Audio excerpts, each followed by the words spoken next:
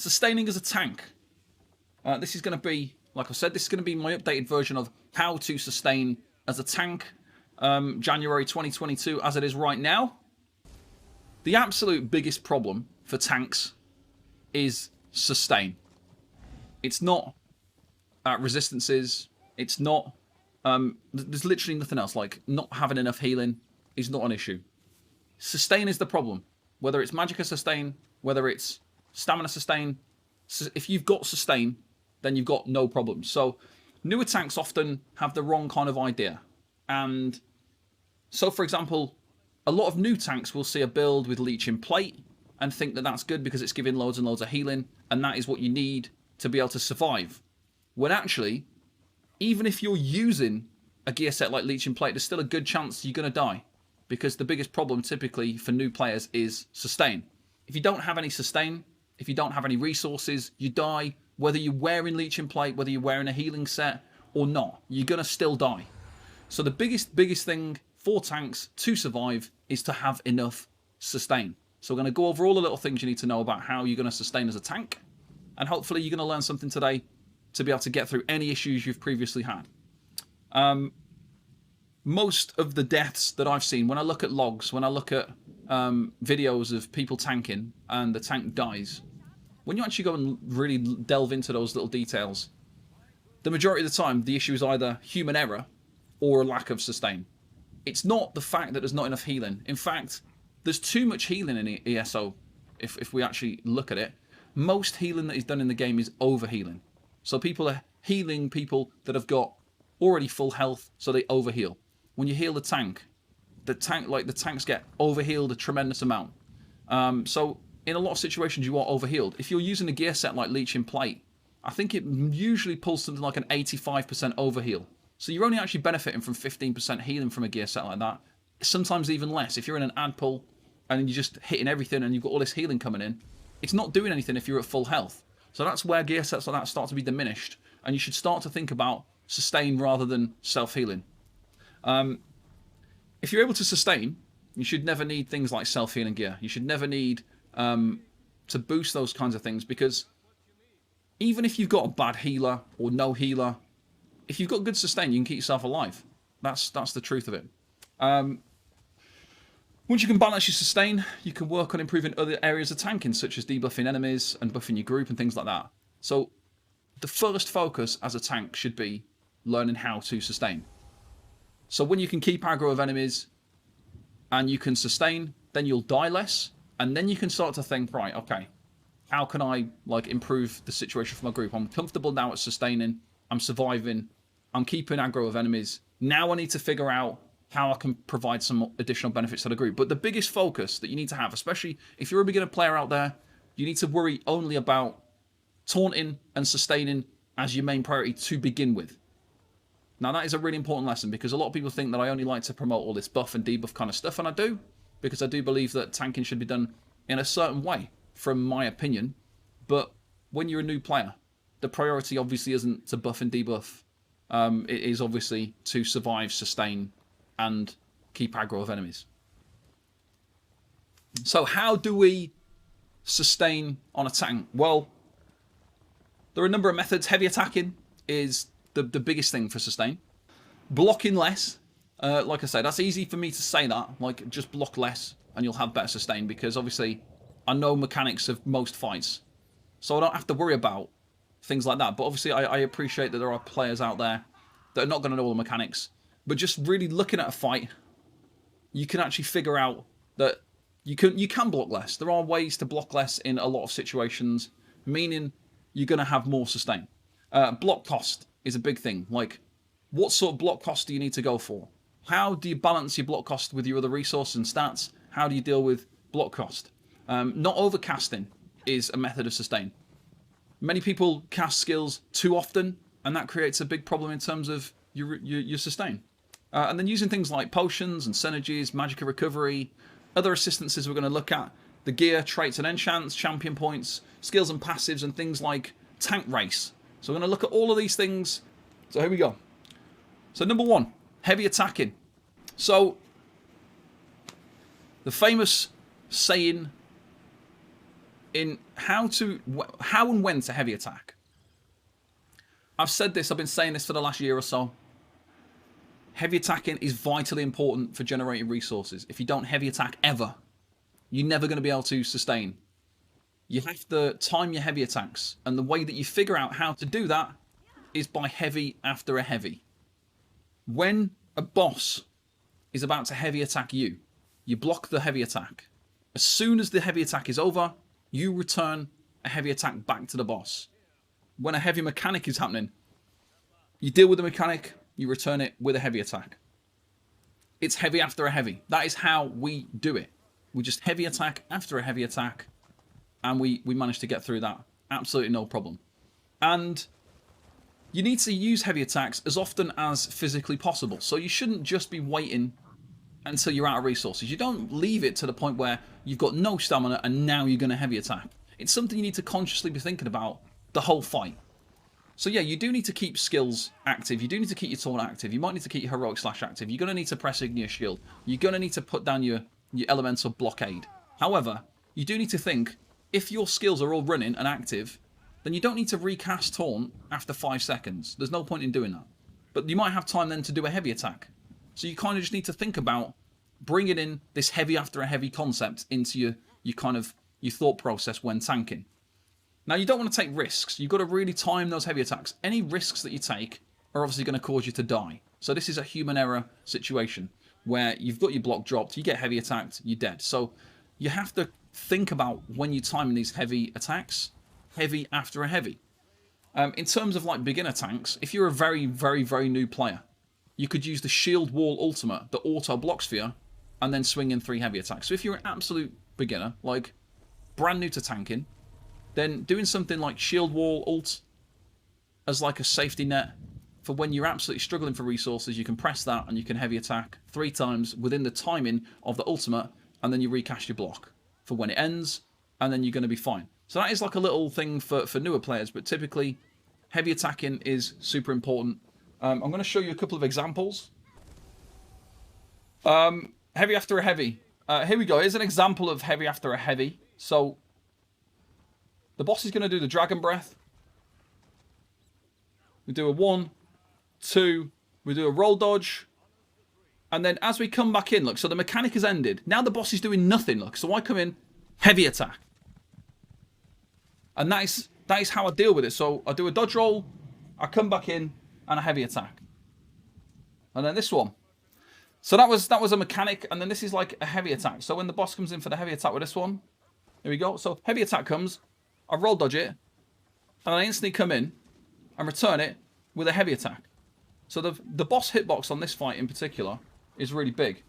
So as you can see, heavy attacks coming in, look, roll dodge the heavy attack, scythe mid-heavy attack as well, and then return it in with a heavy attack, look. Straight in with a heavy attack, because I'm trying to keep up my sustain. So there's 2 examples of heavy after a heavy. And this is just something that you can do in every single fight. It doesn't matter what fight it is.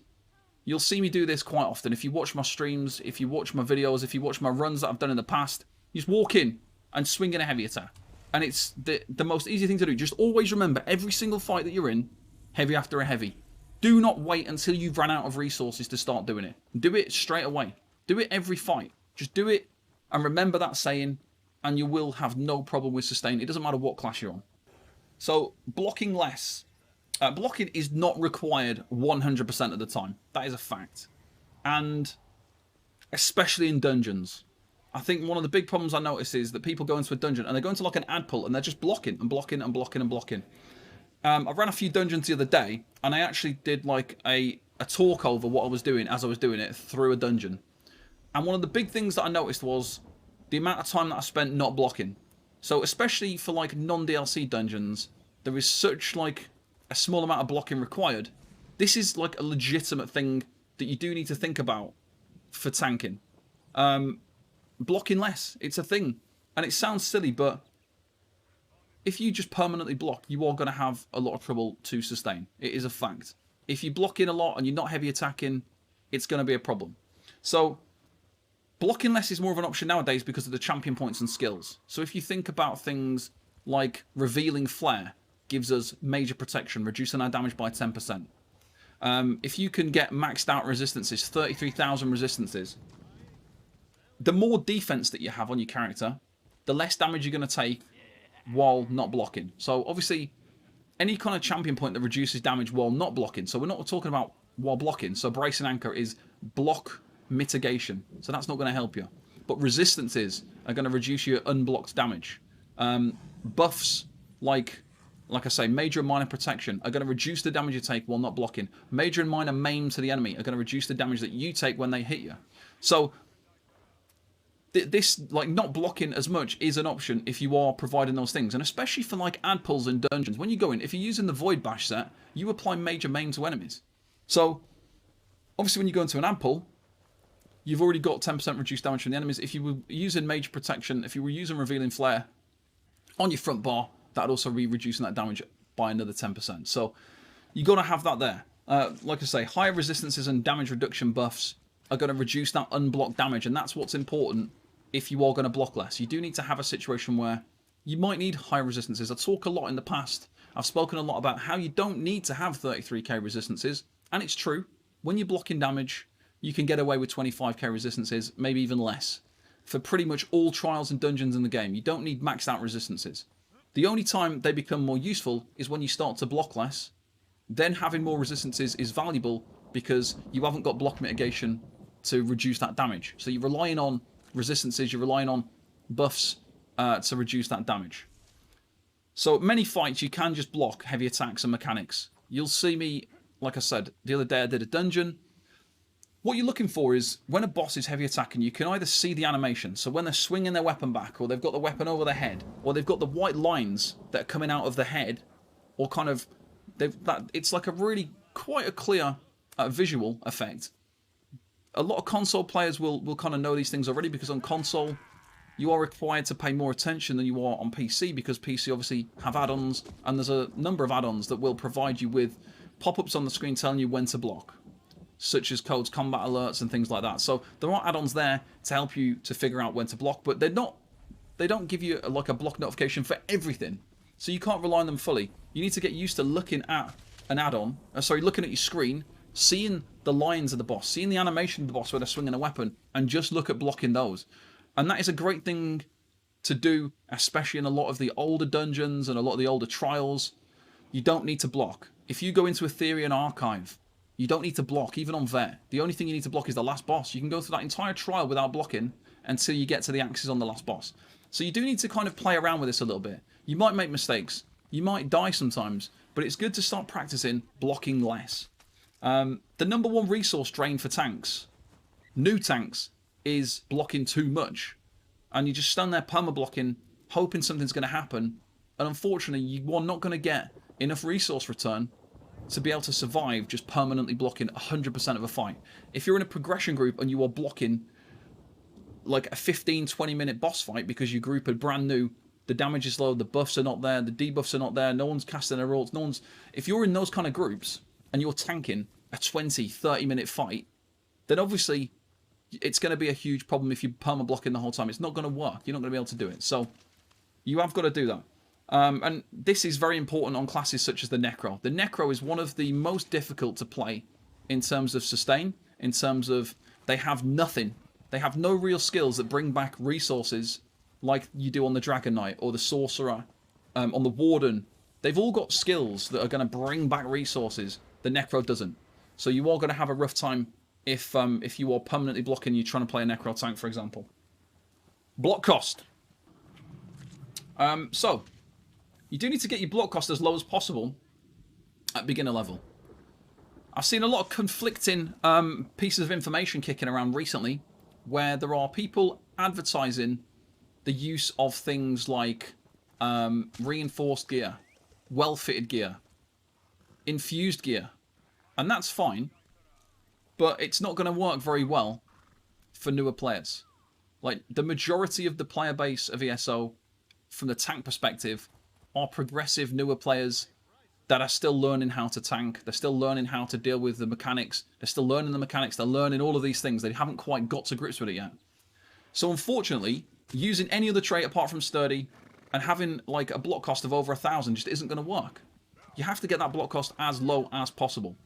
So you want to be using full sturdy gear. You want to be going with the lowest possible block cost that you can get, because every time you take one hit of damage, that's going to reduce your stamina by that amount. So if you've got 750 block cost, when you take one hit of damage from an enemy, that's 750 stamina gone. If you've got 3 enemies and they're hitting you once every 2 or 3 seconds, all of a sudden your stamina is going down extremely fast. And this is kind of going on to the fact of you need to block less if you can, because if you are standing in an ad pull and you're just blocking and you've got 3, 4, 5, 6 things attacking you, you're going to have no stamina in no time. But you can kind of combat problems with stamina sustain and block cost by reducing it down. Now you do have to be very careful, because there's huge diminishing returns when it comes to block cost. If you stack it too high, it's going to become a waste very, very quickly. So the number one way to reduce your block cost is with sturdy gear. However, if you're also using bracing enchants, you can look at your character's advanced stat sheet to look at what your block cost is. And you need to really look at that, because if you start to bring in bracing enchants on top of your sturdy gear, on top of your champion points, and actually look at what that's doing, a bracing enchant is only worth half the value that it actually tells you on the enchant. So if you look at the enchant, it'll tell you that it's like however much, and it's half that amount actually that you're getting, because the way that everything's calculated behind the scenes means that there's huge diminishing values, and the higher that you stack that block cost reduction, the worse it gets. So you do have to be very careful not to overdo it. Sometimes it's better to just put other things in, so reduce stamina cost of abilities rather than reduce block cost, because it becomes less and less effective the more that you add in. You need to kind of work out your stamina drain versus your incoming stamina to decide what level of block cost you need. So if you've got like a huge stamina drain, so you're going into a fight where an enemy is hitting you every half a second, that's going to be a huge stamina drain. So you need to look at, is my block cost low enough? Do I need to block these attacks? Am I able to build up resources when I'm not dealing with the attacks? Is the time to heavy attack? Is the time to do things to regen my resources?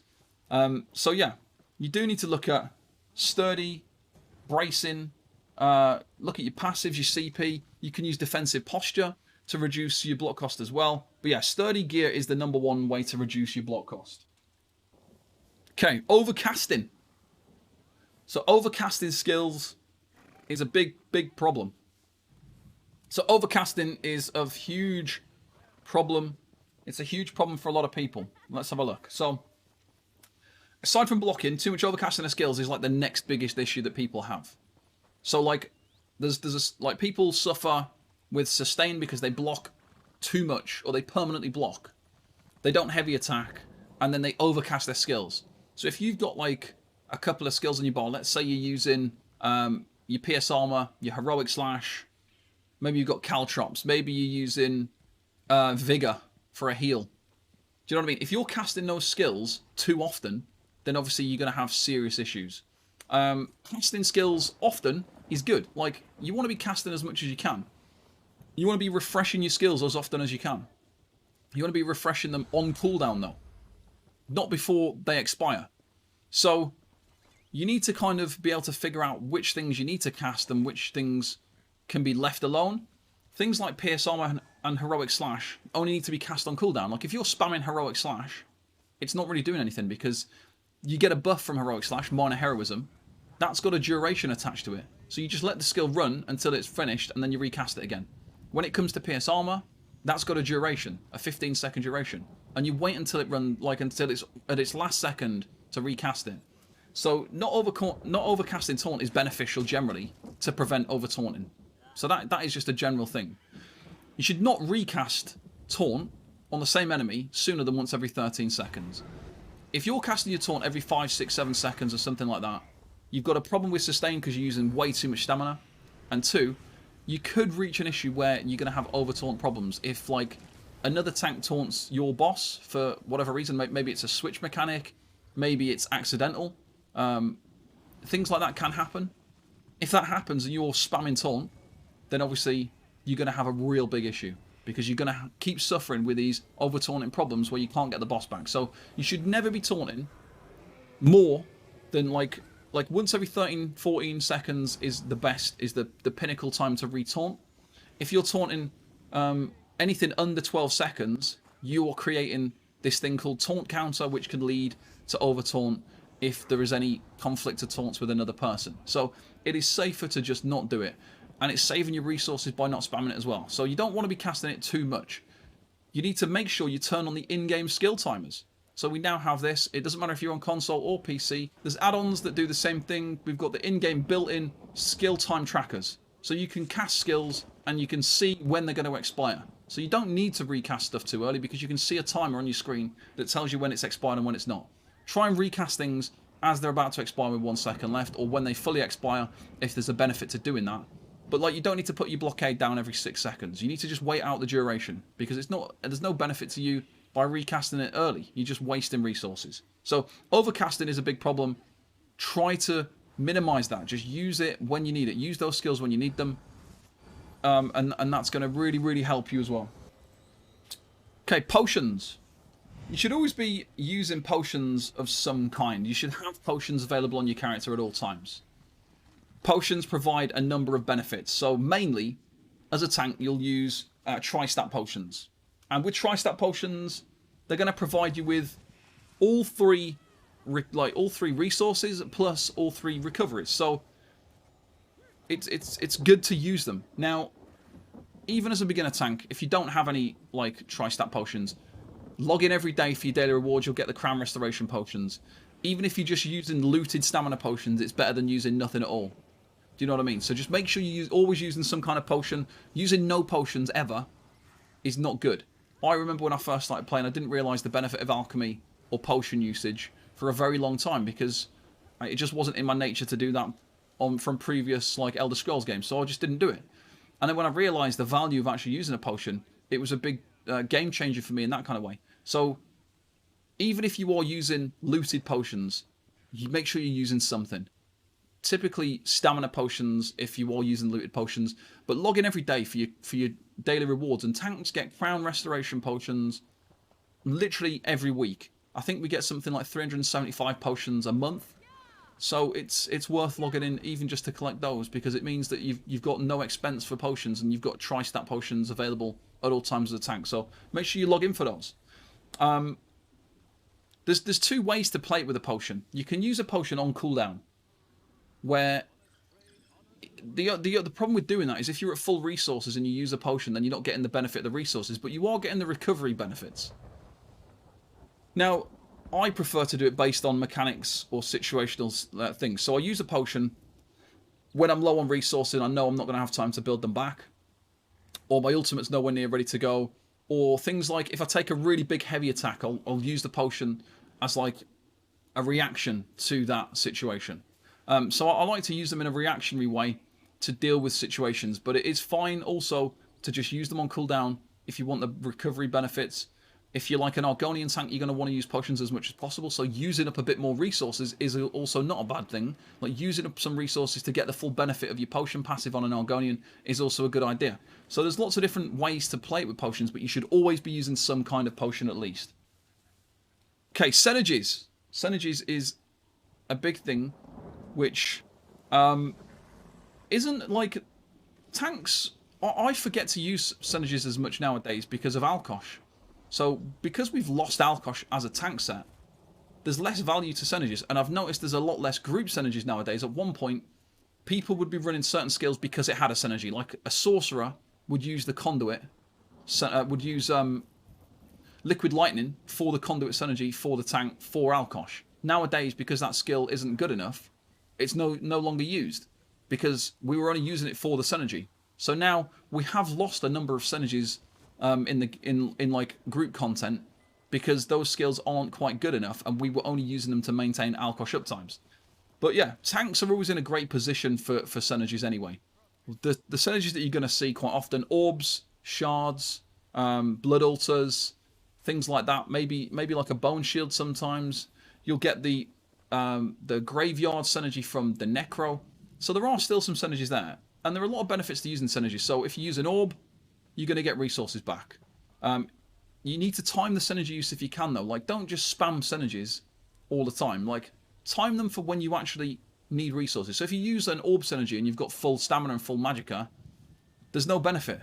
Synergy cooldown is 20 seconds. So once you've used an orb, then you've got to wait another 20 seconds till you can get it back again. So there are situations for myself, let's say the Griffins on Cloud Rest.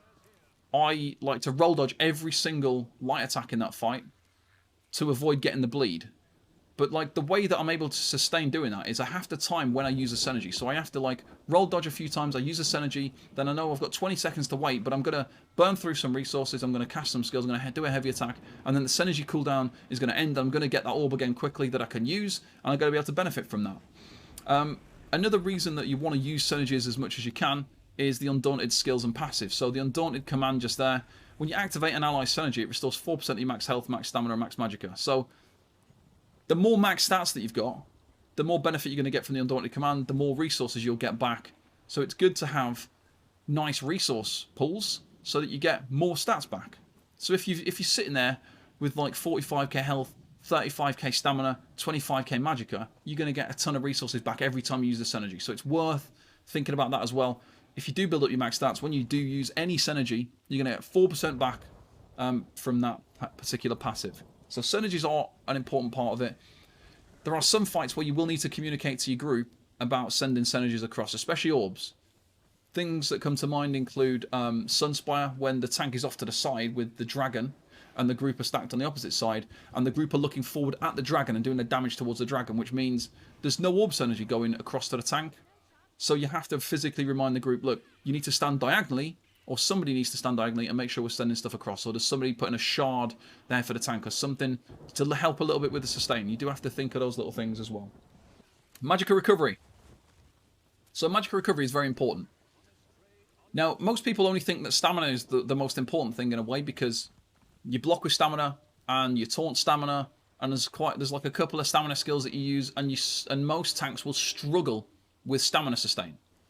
Now, most tank abilities, though, are actually Magicka skills. So if you actually look at a tank build, most skills are Magicka based. So it's pretty integral to have really high Magicka Recovery. And one of the other reasons for that is because all of the main tank healing skills that scale from max health are Magicka based. So if you've got really good Magicka Recovery, you've got really good Magicka Sustain, then you can keep yourself alive with a self-heal. And this is like, it goes back to the point I made before, where if you're trying to get through content and you're using a healing set, when actually the biggest problem you've got is sustain, you'd be better off working on building up that Magicka Recovery so that you can benefit from using self-healing skills, maybe to keep yourself alive, instead of a 5-piece gear set. You can gain Magicka back while blocking. So if you're blocking with a shield, you can gain Magicka back while blocking. If you're not using the Trifocus Destruction Staff passive, you can also get Magicka back while blocking on an Ice Staff. So you are able to do that. Now, some people like to play with a Trifocus build. When you have the Trifocus passive, you will block with Magicka, and your Magicka Recovery gets turned off. So remember that, if you are building that way, that if you do use the Trifocus passive and you're on your Ice Staff, you are going to use Magicka to block, and you won't get any Magicka Recovery. Now, one of the issues I personally have with that is because of all my skills being Magicka costing, I can't sustain blocking Magicka and casting Magicka skills. It doesn't really work very well. There are certain situations where that might work well, where like you're able to do a bar swap and you're running out of stamina on that bar, so you get stamina back because your stamina recovery turns on when you block with Magicka. But then your stamina recovery is usually too low. It's hard to build your stamina recovery high enough to benefit from that Trifocus passive and bar swapping and things like that. So it's good to have that knowledge and play however which way you will to figure that out. Like I said before, you need Magicka to heal. If you haven't got any Magicka, typically you're unable to heal. And some classes have Magicka costing skills that you can trade off for stamina. So the Sorcerer has Dark Deal. Dark Deal is a pretty integral skill for Sorcerer tanks, because it will cost Magicka, and it gives you an instant burst of stamina and health, and stamina over time. So it's an integral skill. And it will also proc you group buff of Minor Prophecy. So it's really valuable to use that. In terms of a Dragon Knight tank, you've got Igneous Shield, which costs usually around 3 to 4k Magicka, and it will give you back 990 stamina thanks to the passive skill. Thanks to the passives in the Dragon Knight passives. So 1000 stamina pretty much every time you cast Igneous Shield. So if you've got super high Magicka Recovery, you can just spam Igneous Shield and you've always got stamina back, even while blocking. And then there are other skills, like the Warden has the Netch, which is a free skill, but that only gives like little drips of stamina every second. So it's not quite as good as the other two, but there's something there. And then it's the same on The Templar has stamina every second with restoring focus. That can be quite good. If you're just standing there blocking and a boss is hitting you very infrequently, you're going to be gaining more stamina back than what you're using. So that can be really helpful. And then the Nightblade tank has leeching strikes, where every time you light attack, you'll gain back stamina. And at the end of it, it gives you a burst of over 4k stamina back. So everything apart from the Necromancer, really. The Necromancer does have a skill, but it's not a very good one. It provides almost nothing, which makes it very invaluable compared to every other class. But yeah, Magicka Recovery, very important because it means you can heal yourself. You can get yourself out of some real sticky situations. Gear traits and enchants. So, it is kind of frowned upon for tanks to use certain gear. And if we look at these monster sets here, we've got Grundwolf, we've got Stonekeeper, Engine Guardian, Chokethorn, Shadowrend, One Pieces, we've got the Magma Incarnate One Piece. Now, it is far better to use one of these monster sets to help you to sustain, rather than using a 5-piece sustain gear set. So, if you need to use a 5-piece sustain gear set, then absolutely do that. But you should always look to first bring in one of these monster sets. Now, I've recently watched a Planesbreaker run, the Rockgrove hard mode, no death speed run. They were going for that, they got it, didn't get the achievement. The Necro off tank in that run was using Engine Guardian. And I really praise that approach because in that situation, there was no point in taking risks on that last boss fight. The off tank is away from the group for good portions of the fight. If sustain's an issue, then what is the point in them running something like the Spulder of Ruin for 30% of the fight when actually they're out of group 70% and they need the self-sustain? So it was really good to see, even in those like end-game runs, those real end-game teams pushing the hardest content in the game, that they're running the Engine Guardian set. And it really is a really good set. Grundwolf, again, another good one. If you need sustain, then you need to use one of these sets. Stonekeeper is not as good because it takes a long time to build up. But things like Engine Guardian can be used in a very clever way. If you're on a Dragon Knight tank, you can, if you gain health back from Engine Guardian, you convert it into Magicka by using balance. And then you can convert Magicka into stamina with Igneous Shield.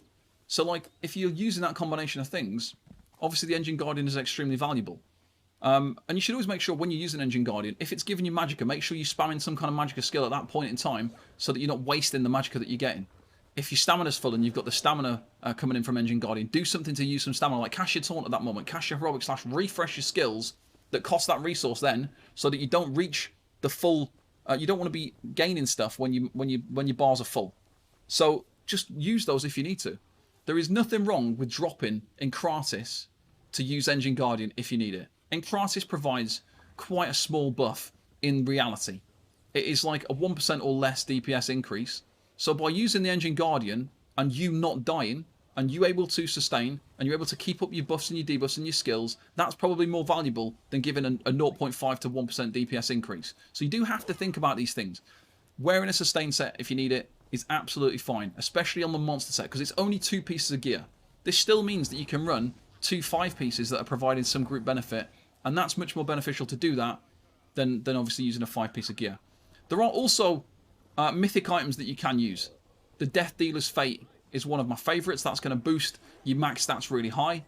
As we've mentioned before, having really high max stats is good, but if you're not good at managing your sustain, you're not going to prevent sustain issues by having more stats. You're just going to prolong the period of time until you reach that sustain problem, which is not a huge issue if you're able to manage it. Like, having max stats that are really high is a good thing for you sustain, but just be aware of things as well. Like, if you're really bad at managing sustain, it's not going to make a difference. You're still going to have those problems even if you've got 40k stamina. It's just going to take longer until you start to notice them. Yeah, as we mentioned already, the main issue for beginner tanks is sustain. Using a monster set is the first priority. So when you're struggling with sustain, switch your monster set as like one of your early priorities to see if that helps. While learning mechanics, use a sustain setup. So when I'm going into like a new piece of content, like when new dungeons come out, I've always got like a backup set of gear. So I like to run my buff gear. I like to run my dungeon tank build. However, I very quickly, if I'm starting to struggle, I will put on the Engine Guardian monster set, or I'll do something to kind of make sure that I've got enough sustain to be able to get through it. I'm not really struggling. So I always make sure that I've got a sustain set ready as like a backup option if I'm struggling. Once mechanics have been learned and you know what you're doing, you can move on to a more group-based tank setup then. So always just prioritize, if you are newer and you're learning mechanics, prioritize that that kind of more selfish side of things where you're able to gain a bit more sustain until you understand what you're doing and then switch it over after. Learn mechanics means knowing when to heavy attack and learning how to sustain a fight without the help from a selfish piece of gear. Knowing when to drop your block. You need to, like, as a tank, it's all about experience. Tanking is 100% about knowing what you're doing by getting experience of doing it. Knowing when to heavy attack, knowing when you don't need to block, knowing when you can do certain things, knowing when to dodge roll and do this and this and this. Those are all important, integral things that you've got to learn. Using a 5-1-1 setup as well is of a benefit sustain-wise. You can use your gear in whichever way you want. 5-1-1, 7 heavy, 6-1, 5-2. It doesn't really matter in that kind of sense, but by having like a 5-1-1 setup, you get access to the most amount of stats with the Undaunted passive, but you also gain the medium armor passives and the light armor passives, which give you little bits of help with different sustain things. Now, if you need more Magicka, you'd obviously go with a 5-2. Use 2 pieces of light. Having 2% less stats isn't really a huge issue, maybe. But you customize it in a way that whatever you're trying to benefit from, you can utilize it in that kind of way. So 5-1-1 is like the best sustain-based setup that you can go with. Your priority gear trait should be sturdy on all your gear. As I mentioned before, there are a lot of conflicting conversations being had about this in and around various communities. But the fact is that most people, almost the entire community of tanks, is going to benefit way more from sturdy gear. If you've got a block cost of 1,500 stamina, you're going to have real problems. Most tanks are going to struggle in that situation. There's probably like 1 or 2% of tanks that are going to be okay with that. Most people are not going to be able to deal with that. Having a block cost of under 700 is kind of your goal, I would say. 750 or lower is what you want to aim for. Just by having full sturdy gear, you'll usually be able to hit that 750 mark. And then to get it lower than that is going to cost you a lot in terms of you're going to lose other benefits. You're going to have no Magicka Recovery. You're going to have other problems if you try and bring it down any lower. So typically, you are going to want to go for full sturdy gear in most situations. When you become more experienced, then things like well-fitted. If you know that you're going to be in a fight, you're going to be in a fight where you roll dodge a lot, like the Griffins in Cloud Rest. If you're Griffin tanking, crafting a set of roll dodge gear is not a problem because you're roll dodging. You're spamming roll dodge. You roll dodge, roll dodge, roll dodge. So that's okay.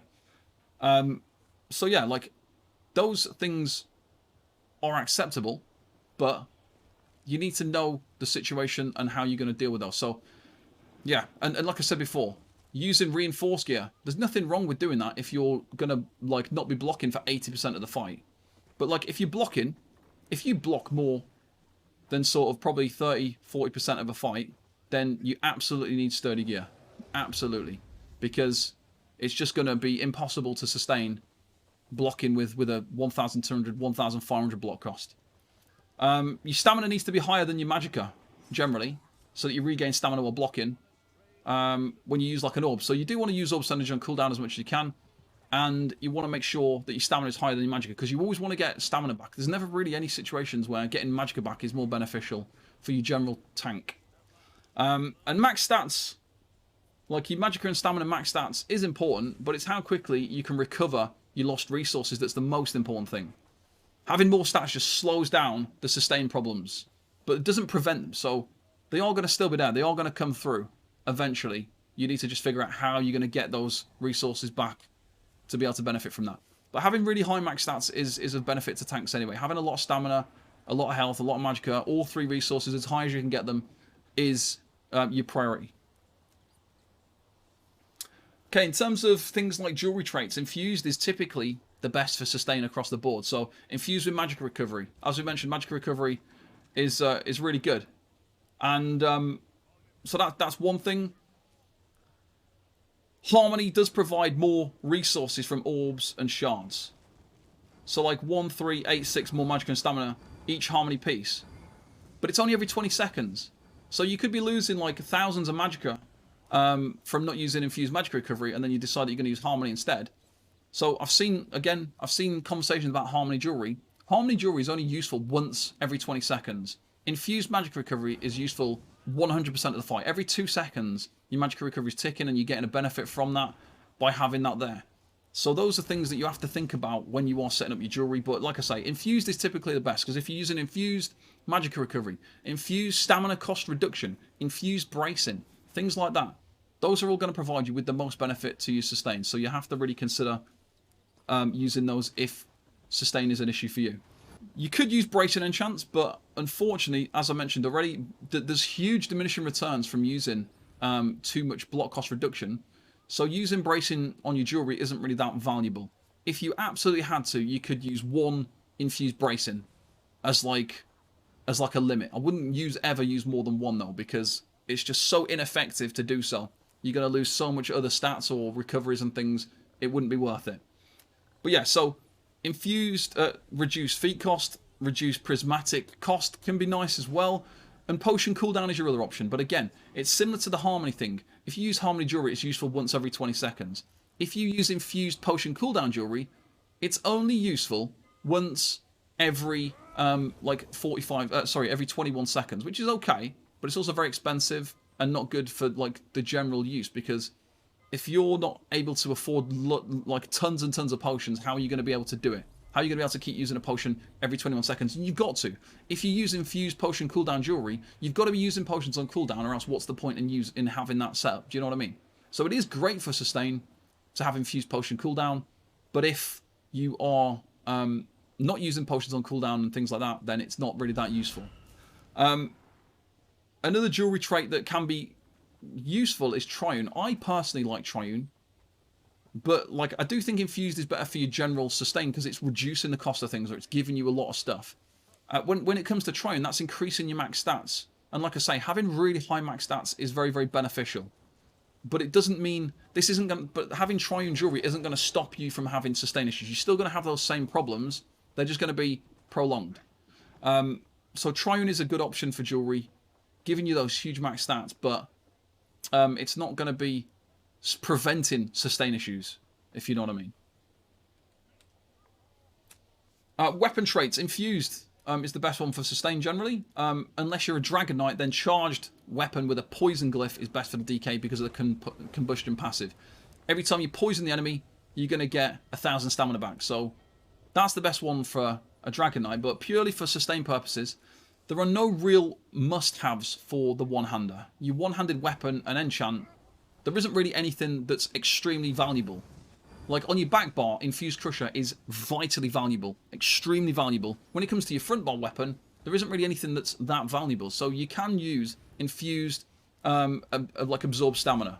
That should be one of the first things that you get, because that'll mean that you can proc absorb stamina once every 4 seconds for a small amount of stamina back. You can't rely on that completely, but it's there.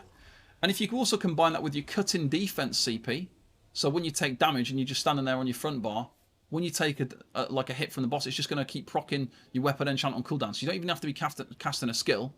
You can just be getting resources back just by standing there with cutting defense, and you're getting hit. And it procs your enchant. It procs your weapon enchant. So have a look at the blue CP, cutting defense, because that is somewhat valuable for players, especially if you block a lot and you're standing there with your block, and it's going to proc your absorb missile. It's going to proc your absorb stamina, or your combustion passive with your charged poison while you're on your front bar. In rare situations, you might use like an absorb magic riff, like you're in VCR portals and things like that. But typically, just go with an absorb stamina. There's no real other good one-handed weapon enchants. Okay, skills and passives. Got a long list of different skills here. So these are all the kind of skills and passives that are useful for sustain. So we've got a number of skills and passives here that are good. These are all sustain passives. And so you want to maximize these as much as you can. Make sure you've got them. Like I say, each class has got some kind of sustain benefit. The Necro, there I've put Avid Boneyard on there, but that's because it's a self-synergy. With Avid Boneyard, you can give yourself a self-synergy on a Necro, which means you're going to get the use of the Undaunted passive the Undaunted Command, which is going to give you resources back. So these are all the different skills and passives that you could use that are going to benefit you on a sustain perspective. Okay, as we mentioned before, try not to overcast your skills. It'll drain your resources faster. Try to make use of class-based sustain passives as a priority. So if you've got some kind of passive or skill as part of the class that you've chosen, then try to make use of those. Like as a necro tank, you have got something. When you kill an enemy, you gain resources back. Make sure you've got blockade down. Make sure you've got some AoE skills down, so you hit as many enemies as possible. So when they die, you get resources back. And yeah, if you need to use a sustain skill, then use it. Find space on your bar. Remove like a skill that's not extremely useful, and just bring in something sustain based to help you instead. It's okay to use sustain based skills if you need to. Okay, other things to consider. So race. So tank race is generally not the most important thing. Like you can tank with any class and any race.